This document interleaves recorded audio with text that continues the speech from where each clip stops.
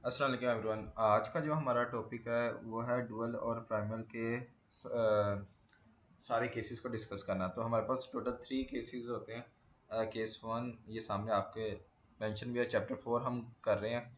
अगर आप बुक से देखें ना तो उसके अंदर ये केसेस वगैरह आपको ढूंढना बहुत मुश्किल हो जाएगा और इवन के समझ भी नहीं आएगा जिस तरीके से लिखा हुआ है। बाकी हाँ, अगर आप ये कुछ लोग होते हैं कि बस ऊपर ऊपर से देख लेते हैं, ये रीड नहीं करते।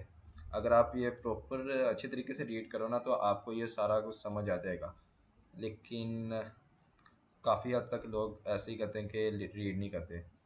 तो मैंने इसलिए अपने नोट्स बनाए हैं, तो यहाँ से आपको इंशाल्लाह समझ आ जाएगा। तो स्टार्ट करते हैं। सबसे पहले जो हमारे पास केस होता है उसमें ये होता है कि सारी जो हमारे पास कांस्टेंट है ना उनकी टाइप, उनके अंदर जो साइन आता है वो less than equal to type की कांस्टेंट्स होती हैं। और केस टू जो है उसके अंदर मिक्स टाइप कांस्टेंट होती है, लाइक मतलब लेस देन इक्वल टू भी होंगी, ग्रेटर देन इक्वल टू भी होंगी, इक्वल टू भी होंगी, बट डिज़ायरेबल वेरिएबल केसेस होंगे। डिज़ायरेबल वेरिएबल का मतलब ये है कि जो हमारे पास X one X two X three होते हैं वो greater than equal to zero होंगे। अ, और केस थ्री है उसमें मिक्स टाइप कांस्टेंट वही less than equal to, greater than equal to होंगे, लेकिन उनके अंदर जो वेरिएबल होगा ना, वेरिएबल्स जितने भी यूज होंगे वो अनडिज़ायरेबल होंगे। अनडिज़ायरेबल का मतलब है कि less than equal to zero. तो ये सारी चीज़ें मैं आगे जाके डिस्कस भी करूँगा, तो को पता चल जाएगा कि मैं डिज़ायरेबल क्या कह रहा हूँ, अनडिज़ायरेबल किस लिए कह रहा हूँ। तो उससे पहले ये एक इम्पोर्टेंट चीज़ है, ये आपको याद करने पड़ेंगे। ये आप अगर आपने याद कर लिया ना तो आपके लिए डुअल बनाना बहुत ही आसान हो जाएगा। और इससे पहले मैंने डुअल के रिलेटेड इंट्रोडक्शन एक लेक्चर बनाया था, इंट्रोडक्टरी, जिसके अंदर मैंने डुअल को स्टेप बाय स्टेप बताया था कि किस उसके पीछे लॉजिक क्या थी, किस लिए किस तरीके से किस तरह वो बना डुअल निकलता है। तो अगर आप लोगों ने नहीं देखा तो वो जाके देख लिए। काफ़ी 15 से 16 मिनट का लेक्चर होगा, वो छोटा सा लेक्चर है लेकिन आपको क्लियर हो जाएगा, रट्टा मारने की ज़रूरत नहीं पड़ेगी आपको। तो सबसे पहले ये है कि variables variables greater than equal to zero का मतलब है डिज़ायरेबल। और वेरिएबल्स अगर less than equal to zero का मतलब है अनडिज़ायरेबल। ये किस तरीके से, ये वाले वेरिएबल्स की बात हो रही है, यानी कि ये हमें क्वेश्चन दिया होता है, इसके नीचे जो वेरिएबल्स लिखे हुए हैं X one X two greater than equal to zero. अब ये greater than equal to zero है, greater than equal to zero है, इसका मतलब वो डिज़ायरेबल है, X one X two desirable है। अगर ये less than equal to zero होता है, इनमें से कोई भी वेरिएबल, उसको हम कहते हैं अब फर्स्ट करेंगे x one less than equal to zero होता और x two greater than equal to zero होता, तो एक्स वन अनडिज़ायरेबल होना था, एक्स टू डिज़ायरेबल होना था। तो इसका मतलब ये है। और ये ऑब्जेक्टिव फंक्शन के बेस पे हमने मैक्सिमाइजेशन, मैक्सिमम केस है और मिनिमम का केस है। तो यानी कि ये ऑब्जेक्टिव फंक्शन ये है, ये ऑब्जेक्टिव फंक्शन मैक्सिमाइजेशन का, इसके अंदर जो कॉन्स्टेंट्स है ना हमें उनको देखना है। अगर उनके sign less than equal to है तो वो डिज़ायरेबल है, अगर वो ग्रेटर देन इक्वल टू है के साथ है कॉन्स्टेंट्स तो वो अनडिज़ायरेबल कहलाती हैं। इस यानी कि उल्टा याद रखें कि अगर मैक्सिमाइजेशन का है तो यानी कि लेस देन इक्वल टू है होंगी कॉन्स्टेंट तो वो डिज़ायरेबल है, अगर ग्रेटर देन इक्वल टू है तो वो अनडिज़ायरेबल। उल्टा मतलब कि मैक्सिमम है तो less than equal to desirable होगा और greater than equal to undesirable होगा। इसी तरह मिनिमम के केस में देख लेते हैं। अगर ऑब्जेक्टिव फंक्शन मिनिमम का है, मिनिमाइजेशन का है, तो उसके अंदर अगर constant greater than equal to है तो वो डिज़ायरेबल होंगी, अगर लेस देन इक्वल टू है तो वो अनडिज़ायरेबल होगी। वही है उल्टा, अगर मिनिमम का केस है तो अगर ग्रेटर देन इक्वल टू वाली कांस्टेंट है, यानी कि उल्टा ग्रेटर देन है इक्वल टू है तो वो डिज़ायरेबल है, अगर लेस देन इक्वल टू वो अनडिज़ायरेबल है। और एक इंपॉर्टेंट पॉइंट यहाँ पे देख लिए देख लीजिए कि अगर वेरिएबल अनरिस्ट्रिक्टेड है, यानी कि एक्स वन है एक्स टू में से, या फर्ज करें यहाँ पे एक्स थ्री होता है और लिखा होता है अनरिस्ट्रिक्टेड, तो उसका बता रहा हूँ मैं कि अगर वेरिएबल अनरिस्ट्रिक्टेड है तो उसके करस्पॉन्डिंग या उसके रिस्पेक्टिव जो भी कांस्टेंट बनेगी ना वो इक्वल टू साइन के साथ होगी। अगर फर्ज करें अगर इक्वल टू कांस्टेंट हमारे पास इक्वल टू साइन के साथ है तो हमारे पास वो जो डुअल वेरिएबल उसके साथ एसोसिएट है ना, वो हमारा अनरिस्ट्रिक्टेड कहलाएगा। अब ये मैंने बात तो आपको अभी बता दी, आपको शायद अभी समझ ना आए, लेकिन अभी हम क्वेश्चन करेंगे ना जब डुअल में कन्वर्ट करेंगे तो आपको ये चीज़ समझ आ जाएगी कि मैंने क्या कहा है। तो सबसे पहले केस वन देखते हैं। केस वन था कि less than equal to type का कंस्ट्रेंट होगी, यानी कि प्राइमल। यानी कि प्राइमल किसको कहते हैं, जो ओरिजिनल हमें क्वेश्चन दिया होता है उसी का हम प्राइमल भी कहते हैं। तो हमें मैक्सिमाइजेशन का ऑब्जेक्टिव फंक्शन दिया हुआ है z is equal to 5x1 plus 4x2। Okay, maximization का केस है। उसके बाद कांस्टेंट है 6x1 plus 4x2 less than equal to 24। Sorry, जो केस वन है ना उसके अंदर ये होगा कि हमारे पास सारी कॉन्स्टेंट्स जो है ना वो लेस देन इक्वल टू होंगी, लेस देन इक्वल टू होंगी। तो ये देखें सारी constant less than equal to है। तो x1 plus 2x2 less than equal to 6 minus x1 plus x2 less than equal to y1 sorry 1 x2 less than equal to 2। और उसके बाद उसने बता दिया कि भाईजान हमारे पास x1 x2 की जो वैल्यूज हैं वो ग्रेटर देन इक्वल टू 0 है यानी कि नॉन नेगेटिव वेरिएबल्स हैं। और इस चीज़ को अभी इग्नोर करें, ये जो मैंने y1 y2 y3 लिखा हुआ है अभी इस चीज़ को इग्नोर करें, यानी कि ये इस पे आप इस चीज़ पे हाथ रख लें तो ये हमारे पास ओरिजिनल क्वेश्चन दिया हुआ है। अब इसका हमने क्या करना है, इसको हमने डुअल में कन्वर्ट करना है। तो डुअल में किस तरीके से कन्वर्ट करना है, सबसे पहले आपको एक चीज़ बताता चलूँ, डुअल में कितनी इक्वेशंस बनेंगी ये हमें कहाँ से पता चलेगा, ये यहाँ से पता लगेगा कि ये जितने वेरिएबल्स हमें दिए, यानी कि x1 x2 दो वेरिएबल्स हैं, यानी कि हमारे पास दो कांस्टेंट आएंगी डुअल में। ओके, ऑब्जेक्टिव फंक्शन को निकाल के यानी कि दो कांस्टेंट बनेंगी और डुअल के अंदर कितने वेरिएबल्स यूज़ होंगे वो यहाँ से पता चलेगा। ऑब्जेक्टिव फंक्शन को छोड़ के जितनी कांस्टेंट्स है ना वो हमें बताएंगे उतने हमारे पास वेरिएबल्स यूज़ होंगे, यानी कि 1 2 3 4 कांस्टेंट है, यानी कि 4 वेरिएबल्स डुअल वेरिएबल्स यूज़ होंगे। तो हमने क्या किया, सबसे पहले आपने क्या करना है कि आपने हर इक्वेशन के साथ एक डुअल वेरिएबल इंट्रोड्यूस करा लेना है। तो मैंने यहाँ पे पहली इक्वेशन के साथ y1 इंट्रोड्यूस करा दिया, इक्वेशन 2 के साथ y2 और इक्वेशन 3 के साथ y3 एंड इक्वेशन 4 के साथ y4। तो ये डुअल वेरिएबल मैंने, यानी कि आपने भी रफ में ना इस तरीके से लिख लेना है कि y1 हमारा इस इक्वेशन 1 के साथ एसोसिएटेड है, y2 इसके साथ है, y3 इसके साथ, y4 इसके साथ, ठीक है। अब डुअल में सबसे पहले तो ये देखें ऑब्जेक्टिव फंक्शन आपने देखना प्राइमल का, अगर ऑब्जेक्टिव फंक्शन मैक्सिमाइजेशन का है ना तो डुअल में उसका उल्टा होगा, उसको मिनिमाइज कर देना है।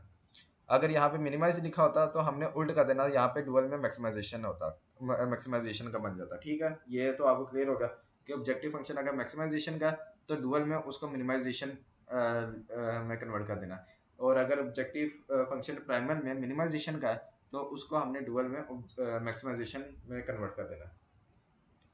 तो डुअल का जो ऑब्जेक्टिव फंक्शन होता है ना वो राइट हैंड साइड नहीं होती, जो हमारी कांस्टेंट है प्राइमल की जो राइट हैंड साइड है, यानी कि 24 6 1 2 इन सब का सम होता है। और इनके साथ हम मैंने आपको लिख भी दिया कि इसके साथ इस इक्वेशन के साथ y1 एसोसिएट है, इसके साथ y2, तो यानी कि 24y1 plus 6y2 plus y1y3 plus 2y4। तो ये हमारे पास ऑब्जेक्टिव फंक्शन आ जाएगा डुअल का, और वही लिखा हुआ है यहाँ पे हमने 24y1 plus 6y2 plus y3। यहाँ पे एक मिसिंग है, ये मिस्टेक है मेरी, मैं ना ये करेक्ट करके आपसे मिलता हूँ, वरना यहाँ पे आना था 2y4 भी आना था, यहाँ पे ये गलती है, यहाँ पे 2y4 मिसिंग है, तो मैं ये करेक्ट करके आपसे मिलता हूँ। ये यहाँ पे मैंने लिख दिया हुआ प्लस 2y4, ठीक है, ये जो मिसिंग था मैंने वो सही कर दिया प्लस 2y4। तो अब हमने क्या करना है कि ये तो हमारा हो गया ऑब्जेक्टिव फंक्शन। मैंने क्या कहा था, ऑब्जेक्टिव फंक्शन जो हमारा डुअल का होता है वो होता है कि प्राइमल की जो कांस्टेंट है उनका सम 24y1 plus 6y2 plus y3 plus 2y4। तो हमारे पास ये ऑब्जेक्टिव फंक्शन आ गया, इसको हमने डब्ल्यू कह दिया। और ये मैंने आपको कहा था कि मिनिमाइजेशन कहाँ से आया, कि अगर प्राइमल में प्राइमल का ऑब्जेक्टिव फंक्शन मैक्सिमाइजेशन का, तो हम हमारा जो ऑब्जेक्टिव फंक्शन डुअल में बना है वो मिनिमाइजेशन का होगा, उल्ट होगा उसके। अगर यहाँ पे मिनिमाइजेशन का होता तो हमारा डुअल में मैक्सिमाइजेशन का बनता है। ओके, अब नेक्स्ट हमने कांस्टेंट किस तरीके से बनानी है। अब सिंपल, जिन्होंने पिछला लेक्चर देख के आए हैं इंट्रोडक्शन वाला, तो उनको समझ आ गया होगा कि किस तरीके से बनना है। अब हमने क्या करना है कि x1 के जो कोफिशिएंट्स है ना उन सब का सम ग्रेटर देन रखना है या लेस देन रखना है, ये अब आपको मैं इंपॉर्टेंट चीज़ यहाँ पे बताऊंगा। इसी वजह से मैंने ये आपको रूल्स याद कराए हैं यहाँ पे। तो आपने क्या करना है 6 के ये कोरोस्पोंडिंग क्या है, y1 हमने डुअल वेरिएबल लेना 6y1 प्लस y2, x1 का ऑप्शन 1 है तो y2 आ जाएगा, प्लस सॉरी माइनस, यहाँ पे माइनस है, -1 मल्टीप्लाई होगा y3 से, y3 आ गया, और यहाँ पे 0y4, यानी कि 6y1 plus y2 minus y3 plus 0y4, यानी कि 6y1 plus y2 minus y3 plus 0y4।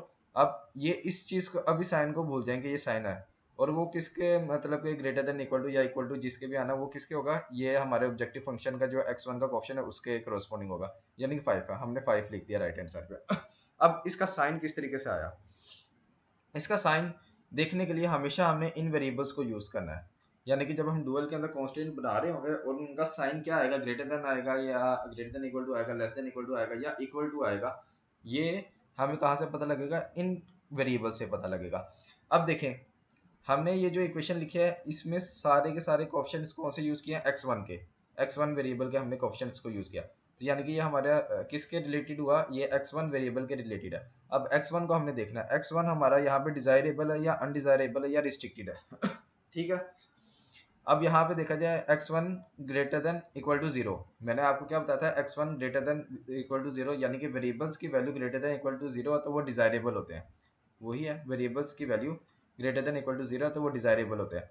अब डिजायरेबल है, ओके आपको पता लग गया भाई जन डिजायरेबल है, तो यानी कि डुअल में अब हमने देखना मिनिमाइजेशन का केस है, डुअल में मिनिमाइजेशन का केस है। मिनिमाइजेशन में डिजायरेबल कब होता है, डिजायरेबल तब होता है कि जब greater than equal to constant हमारी ग्रेटर देन इक्वल टू हो तो वो डिजायरेबल होगी। तो वही कांस्टेंट की कांस्टेंट्स के अंदर अगर वो greater than equal to symbol use हो रहा था वो डिजायरेबल है। मकसद ये है कि भाईजान आपने इस वेरिएबल को देखना है ये डिजायरेबल है, अनडिजायरेबल है या अनरिस्ट्रिक्टेड है।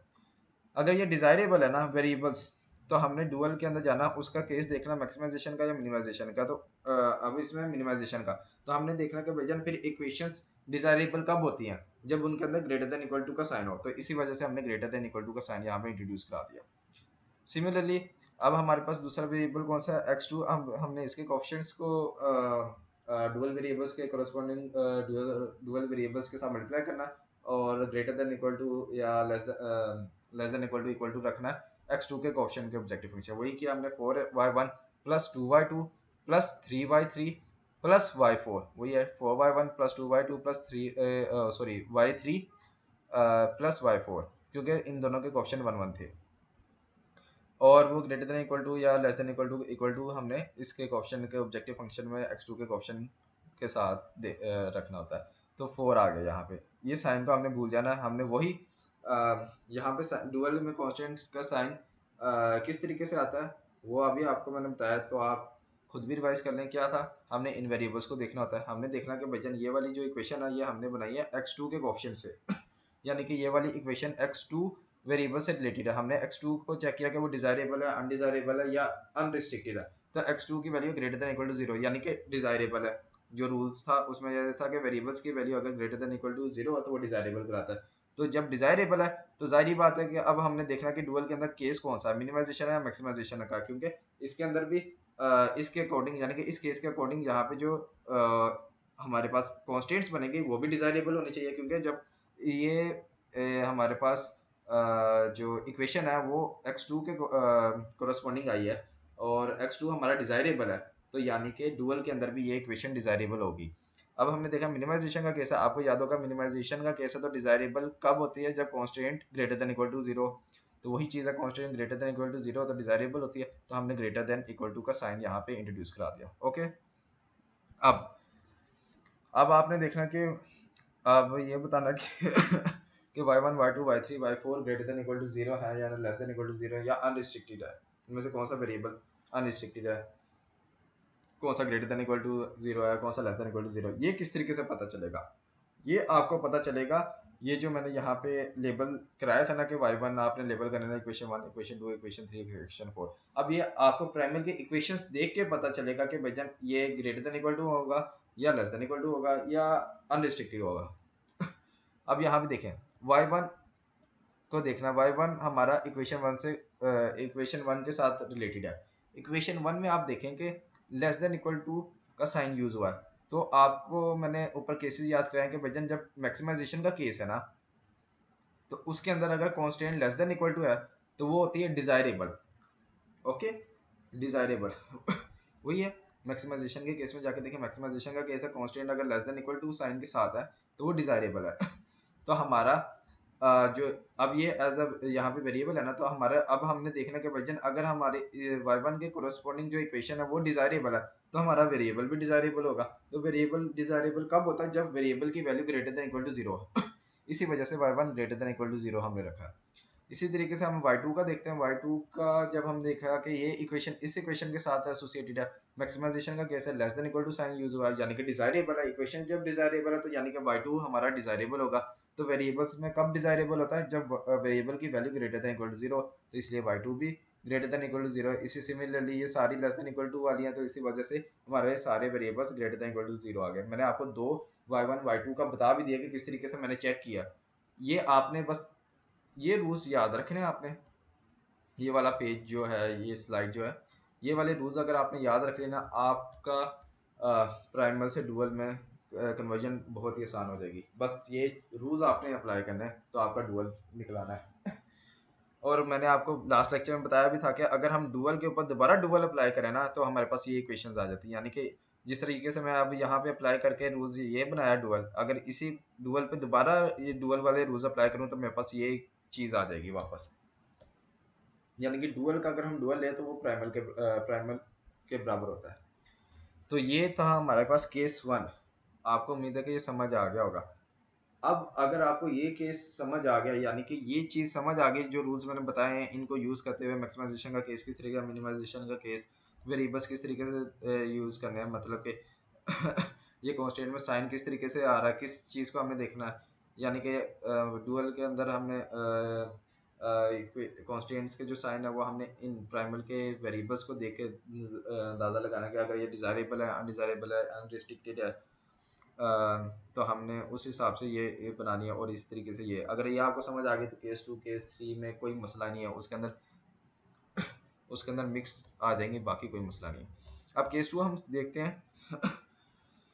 केस 2 जो है उसमें ये बताया जा रहा है कि मिक्स टाइप की कॉन्स्टेंट होगी, यानी कि आपके पास लेस देन इक्वल टू होंगे, इक्वल टू होंगे, ग्रेटर देन इक्वल टू। इस क्वेश्चन के अंदर सारी आगे less than, greater than, equal to, ठीक है, आपको यहाँ से समझ आ जाएगी। बस ये है कि डिजायरेबल वेरिएबल यानी कि x1 x2 की जो वैल्यूज है वो greater than equal to zero होंगे। इसका डुअल किस तरीके से निकालते हैं, ये आपको उसने प्राइमल दिया हुआ क्वेश्चन दिया हुआ है, इसको तो अभी इग्नोर कर दें। डुअल में कन्वर्ट करना है, ठीक है। डुअल वेरिएबल आप इंट्रोड्यूस करा दें, यानी कि कांस्टेंट 1 के साथ y1 आपने लिख दिया, कांस्टेंट 2 के साथ आपने y2 लिख दिया, कांस्टेंट 3 के साथ y3 लिख दिया, ये एसोसिएट हो गया। देन आपने क्या करना है कि भाईजान सबसे पहले तो ऑब्जेक्टिव फंक्शन लिखना होता है डुअल का। डुअल का ऑब्जेक्टिव फंक्शन है, उसको हमने w कह दिया। वो किसके बराबर होता है? वो सम होता राइट हैंड साइड की जो वैल्यूज है उन सब का सम होता है। यानी कि 2.7 मल्टीप्लाई y1 किया प्लस 6y2 प्लस 6y3, तो ये हमारे पास आ गया ऑब्जेक्टिव फंक्शन। अब ये मैक्सिमाइजेशन का होगा या मिनिमाइजेशन का होगा, ये किस तरीके से पता चलेगा? ये प्राइमल को देखे। प्राइमल में मिनिमाइजेशन का केस है, इसका उल्ट होगा, डुअल में मैक्सिमाइजेशन आ गया। अगर यहाँ पे मैक्सिमाइजेशन का होता है, यहाँ पे मिनिमाइजेशन आ जाए, जिस तरीके से हमने केस 1 में अभी देखा था। उसमें मैक्सिमाइजेशन का था, तो इसलिए हमने डुअल में मिनिमाइजेशन लिखा था। इसमें मिनिमाइजेशन है प्राइमल, तो हमने मैक्सिमाइजेशन लिख दिया, ठीक है। अब आपके पास ऑब्जेक्टिव फंक्शन बन गया डुअल का। अब आपने कांस्टेंट बनानी है, कांस्टेंट बनानी है डुअल की। वो किस तरीके से होती है? वही सिंपल पहली इक्वेशन जो होगी वो x1 के कोएफिशिएंट्स के साथ रिलेटेड होगी, यानी कि 0.3 y1 plus 5 y2 plus 0.6 y3। अब वो ग्रेटर देन इक्वल टू या लेस देन इक्वल टू या इक्वल टू होगा किसके? x1 के कोएफिशिएंट के, जो हमें दिया हुआ ऑब्जेक्टिव फंक्शन में। तो 0.4 हमने ये लिख लेना। ये साइन अभी आप भूल जाएंगे ये किस तरह आया। अब अगर आपने केस 1 से इस तरीके से समझ लिया ना, अब आप खुद ये आपको पता चल जाना चाहिए था कि भैया ये साइन किस तरीके से आया। तो फिर भी मैं आपको बताता हूँ जिनको समझ नहीं आया अभी भी। तो यहाँ पे साइन इस तरह आया है। हमने क्या किया कि इन वेरिएबल्स को देखना होता है। मैंने आपको कहा था कि जब डुअल में कांस्टेंट बना रहे हैं तो उनके साइंस जो होते हैं ना वो इस वेरिएबल्स के अकॉर्डिंग होते हैं। हमने ये जो इक्वेशन लिखी है, ये सारे कोएफिशिएंट हमने x1 के उठाए हैं, यानी कि ये वाली इक्वेशन हमारे पास x1 के रिलेटेड है। x1 को हमने देखना कि वो डिजायरेबल है या अनडिजायरेबल है। x1 की वैल्यू है greater than equal to zero. जब वेरिएबल की value greater than equal to zero, इसका मतलब वो डिजायरेबल है। यानी कि x1 हमारा डिजायरेबल है, तो देन उसके कोरस्पॉन्डिंग इक्वेशन जो हमने डुअल में बनाए वो भी डिजायरेबल होगी। वो किसके अकॉर्डिंग हमने देखना है? डिजायरेबल एंड डिजायरेबल मैक्सिमाइजेशन के केस में, जहाँ पे डुअल में हमारे पास मैक्सिमाइजेशन का केस है। तो मैक्सिमाइजेशन में डिजायरेबल कब होती है? जब constant less than equal to हो। ये आप रूल भी देख लें। मैक्सिमाइजेशन में कांस्टेंट अगर लेस देन इक्वल टू है तो वो डिजायरेबल होंगी। तो इसी वजह से हमने यहाँ पे लेस देन इक्वल टू का साइन इंट्रोड्यूस कराया। सिमिलरली अब आप x2 के कोएफिशिएंट्स को ले लेंगे। तो हमारे पास है 0.1 y1 plus 0.5 y2 plus 0.4 y3, और ये आगे लेफ्ट हैंड साइड और राइट हैंड साइड पे हमने x2 का क्वेश्चन निकला जो कि 0.5 है। इसका साइन किस तरीके से आएगा, वही हमने वेरिएबल्स को देखा, क्योंकि ये वाली इक्वेशन x2 के वेरिएबल्स के साथ रिलेटेड है। तो x2 हमारे पास क्या है यहाँ पे, ग्रेटर देन इक्वल टू 0, यानी कि डिजायरेबल है। डिजायरेबल है तो इसके कोरस्पॉन्डिंग इक्वेशन भी जो है वो भी डिजायरेबल होनी चाहिए। तो मैक्सिमाइजेशन का केस है, मैक्सिमाइजेशन के केस में हमारे पास डिजायरेबल कब होती है, जब लेस देन इक्वल टू वो कांस्टेंट, तो इसलिए लेस देन इक्वल टू का साइन आ गया।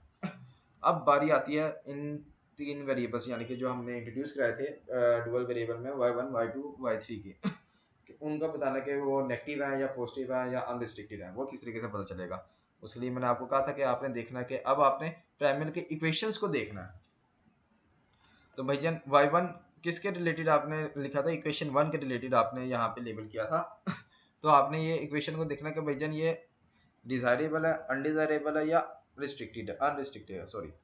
अब ये लेस देन इक्वल टू है, और केस क्या है प्राइमल का, प्राइमल की देख रहे हैं तो हम प्राइमल का केस देखेंगे। तो इसमें मिनिमाइजेशन का केस है। मिनिमाइजेशन में अगर constant less than equal to है ना, तो वो अनडिजायरेबल होती है। यानी कि अगर ये इक्वेशन अनडिजायरेबल है तो इसके कोरस्पॉन्डिंग जो डुअल वेरिएबल है वो भी अनडिजायरेबल होगा। अब वेरिएबल अनडिजायरेबल कब होता है, जब उसकी वेरिएबल की value less than equal to 0, तो वो अनडिजायरेबल होता है। तो इसलिए y1 less than equal to 0 आया। ये आप रूल भी देख लें, आपको क्लियर हो जाएगा। वेरिएबल्स की वैल्यू अगर लेस देन इक्वल टू 0 है तो वो अनडिजायरेबल है। तो वही केस टू पे थे ना, हाँ y1 less than equal to 0 हमें आ गया। अब y2 किस तरीके से अनरिस्ट्रिक्टेड है, आपने देखना कि जब भी इक्वल टू की कांस्टेंट आ गई ना, उसके कोरस्पॉन्डिंग जो भी आपका वेरिएबल एसोसिएटेड है ना, यानी कि डुअल वेरिएबल y2 एसोसिएटेड है इक्वल टू आ गया, तो आपने उसको अनरिस्ट्रिक्टेड कह देना, y2 अनरिस्ट्रिक्टेड है। और ये मैंने रूल लिखा भी हुआ, मैंने आपको कहा था, ये जो मैंने चीज़ आपको उस टाइम बताई थी ना, कि अगर वेरिएबल अनरिस्ट्रिक्टेड है तो उसके जो करस्पॉन्डिंग कांस्टेंट है वो इक्वल टू होगी। सिमिलरली अगर कांस्टेंट के अंदर इक्वल टू साइन है तो उसके साथ जो रिस्पेक्टिव डुअल वेरिएबल है वो अनरिस्ट्रिक्टेड है। वही बात मैंने आपको कहा था कि उस टाइम समझ नहीं आएगी, लेकिन अब आपको समझ आ गई होगी कि मैंने क्या कहा था। यानी कि y2 वेरिएबल जो डुअल हमारा इस इक्वेशन के साथ एसोसिएटेड है और उसके अंदर इक्वल टू साइन है, तो y2 हमारा अनरिस्ट्रिक्टेड होगा, तो इसलिए अनरिस्ट्रिक्टेड आ गया। y3 देखते हैं, y3 हमारा इस इक्वेशन के साथ एसोसिएटेड ये है greater than equal to. Minimum के केस में ग्रेटर देन इक्वल टू होता है डिजायरेबल, यानी कि ये इक्वेशन अगर डिजायरेबल है, इसके जो साथ रिलेटेड डुअल वेरिएबल है जो कि y3 है वो भी डिजायरेबल होगा। वेरिएबल कब डिजायरेबल होता है, जब वेरिएबल्स की value greater than equal to 0, तो वही है y3 greater than equal to 0। तो ये आपको डुअल में कन्वर्जन होगी। तो आपको ये केस टू भी समझ आ गया। बस ये है कि आपको ये मकसद ये है कि ये मुख्तलिफ केसेस बना के मैं आपको इसलिए दिखा रहा हूँ कि आपको क्लियर हो जाए। पहले ये था कि सारे लेस देन इक्वल टू वाले थे, अब ये मिक्स कर दिया। अब और उसमें ये वेरिएबल्स जो है मैंने डिजायरेबल रखे हैं। अब थर्ड केस में क्या होगा, यही मिक्स वैल्यूज होंगी, less than equal to, greater than equal to और इक्वल टू वाली कांस्टेंट है। बट इस टाइम आपको मिक्स करके दे दिए वेरिएबल्स x1 x2 x3, यानी कि तीनों, ताकि आपको हर लिहाज से समझ आ जाए कि अगर किसी भी टाइप से आपसे क्वेश्चन पूछ लें तो आपको पता हो कि भैया उसका डुअल बनाना, तो बनाना किस तरीके से। नेक्स्ट लेक्चर में मैं इंशाल्लाह इसकी वर्किंग भी दिखा दूंगा कि किस तरीके से सॉल्व करना है। तो क्योंकि वर्किंग तो सब केसेस में सेम ही रहेगी, बस डुअल में मसला आता है। तो मेरी कोशिश ये है कि आपको ईच एंड एवरी पॉइंट जो है ना वो सारा क्लियर हो जाए।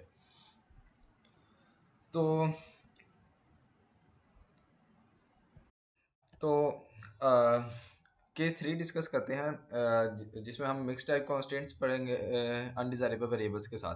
तो मतलब ये है कि अनडिजायरेबल वेरिएबल्स यानी कि x1 greater than equal to 0, x3 less than equal to 0 और x2 अनरिस्ट्रिक्टेड, यानी कि इस टाइप। इससे पहले हमने जो केसेस पढ़े थे उनमें था कि डिजायरेबल होंगे variables x1 x2 greater than equal to 0, और इससे पहले भी जो हमने केस वन पढ़ा उसमें भी x1 x2 greater than equal to 0। अब इसमें यह है कि इसमें आपके पास अनडिजायरेबल्स वेरिएबल है, तो आपको ये वाली चीज़ें भी क्लियर हो जाएंगी। तो इस वजह से मैंने ये केसेस बनाए थे। तो इस ये वाला केस डिस्कस करने से पहले एक इम्पोर्टेंट चीज़, जैसे कि आप जानते हैं कि फ्लड्स वगैरह आया था पाकिस्तान में, तो काफ़ी ज़्यादा लोगों का नुकसान हुआ है। तो इस घरों का नुकसान हुआ है, इवन के फर्नीचर वगैरह और बाकी चीज़ों का नुकसान हुआ है। तो इसी चीज़ को सामने रखते हुए वुड क्रिएशन ने एक न्यू प्रोजेक्ट लॉन्च किया है, जिसके अंदर वो किचन कैबिनेट्स, रूम वार्डरोब्स और टीवी वॉल कैबिनेट्स वगैरह वाटरप्रूफ मटेरियल में बना रहे हैं। वन टाइम इन्वेस्टमेंट होगी आपके लिए, पूरी लाइफ के लिए कंफर्ट होगा। तो जल्दी से जाके अवेल करें। आप तो डिस्काउंट भी उन्होंने वैलिड कर दिया 31 अक्टूबर तक। स्टूडेंट कार्ड पे, हर यूनिवर्सिटी के स्टूडेंट कार्ड पे वैलिड है, तो जल्दी से जाके ये डिस्काउंट्स अवेल करें। तो चलते हैं अपने केस नंबर 3 की तरफ जिसमें हमारे पास बताया गया है कि प्राइमल हमें दिया हुआ है मिनिमाइजेशन का, और ऑब्जेक्टिव फंक्शन हमें दे दिया गया है, और कांस्टेंट हमें दे दी गई हैं, और हमें ये वैल्यूज़ दे दिए गए। अब हमने क्या करना है कि डुअल में कन्वर्ट करना है। सबसे पहले हमने प्राइमल की इक्वेशंस के साथ हमने क्या करना था, डुअल वेरिएबल्स को इंट्रोड्यूस कराना था, यानी कि y1 इसके पहले फर्स्ट इक्वेशन के साथ y1 आ गया इसी तरीके से y2 हमारे पास इक्वेशन 2 के साथ आ गया, और y3 हमारे पास इक्वेशन 3 के साथ आ गया। और हमारे पास जो स्टार्ट करते हैं, सबसे पहले तो हमने डुअल में हमने ऑब्जेक्टिव फंक्शन को बनाना होता है। तो ऑब्जेक्टिव फंक्शन क्या होता है, मैंने तो आपको दो केसेस तो करवा दिए हैं, अब आपको खुद पता चल जाना चाहिए कि ऑब्जेक्टिव फंक्शन किन वैल्यू से मिलके बनता है। तो वो होता है राइट हैंड साइड पे जो वैल्यूज होती है 4.5/1 प्लस 8/2 प्लस 7/3। हमारे पास ऑब्जेक्टिव फंक्शन आ गया। अब वो मैक्सिमाइजेशन का होगा मिनिमाइजेशन का होगा, वो डिपेंड करता है प्राइमल पे। प्राइमल में अगर मिनिमाइजेशन है तो उसका उल्ट कर देना मैक्सिमाइजेशन का आ गया। अगर यहाँ पे मैक्सिमाइजेशन का होता तो यहाँ पे मिनिमाइजेशन आ जाता।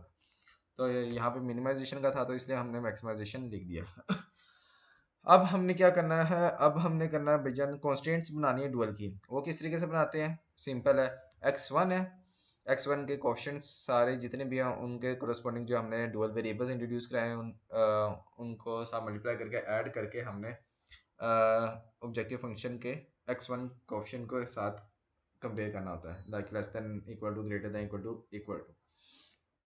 तो 0.3y1 plus 0.5y2 plus 0.6y3 आ गया हमारे पास लेफ्ट हैंड साइड पे। राइट हैंड साइड पे आ गया 0.4। और ये लेस देन इक्वल टू वाली कांस्टेंट का किस तरीके से पता चलेगा, हमने क्या करना था, हमने इन वेरिएबल्स को देखना था। x1 के ये वाली इक्वेशन जो है हमने x1 के कोएफिशिएंट से बनाई है, तो x1 के रिलेटेड हुई। x1 हमने देखना डिजायरेबल है, अनडिजायरेबल है या अनरिस्ट्रिक्टेड है। तो x1 हमारे पास ग्रेटर देन इक्वल टू 0, यानी कि अगर वेरिएबल्स की value greater than equal to 0 हो तो इसका मतलब वो है डिजायरेबल।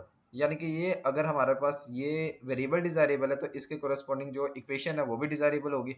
तो वो हम डुअल में और उसके अंदर मैक्सिमाइजेशन का कैसे, तो मैक्सिमाइजेशन में डिजायरेबल कब होती है, जब लेस देन इक्वल टू वो कांस्टेंट। तो इसी वजह से हमने less than equal to introduce करा दिया।